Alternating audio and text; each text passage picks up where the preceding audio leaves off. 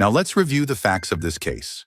If you are a law student, lawyer, or legal professional, click below for the complete case video, including the review of the parties, procedural posture and history, case issue, court holding and rulings, policy established, case key terms, and much more. Jean Loretto, the plaintiff, owned an apartment building in New York City where a state law required landlords to allow cable television companies to install equipment on their properties. Under this law, Teleprompter Manhattan CATV placed cable wires and small boxes along the exterior of her building without her consent. Loretto objected to this installation, believing it violated her property rights because the equipment created a permanent physical occupation of her property, no matter how minimal the space it used.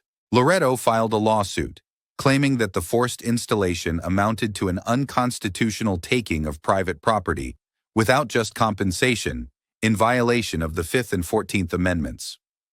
Her attorney argued that the state law unfairly allowed a third party to physically occupy part of her property for commercial purposes. Meanwhile, the cable company defended its actions, asserting that the law served a legitimate public interest by expanding access to modern communication services and benefiting tenants. The case ultimately reached the U.S. Supreme Court, which ruled in Loretto's favor. The court held that any permanent physical occupation authorized by the government, however small, constitutes a per se taking that requires just compensation. This decision strengthened constitutional protections for private property owners.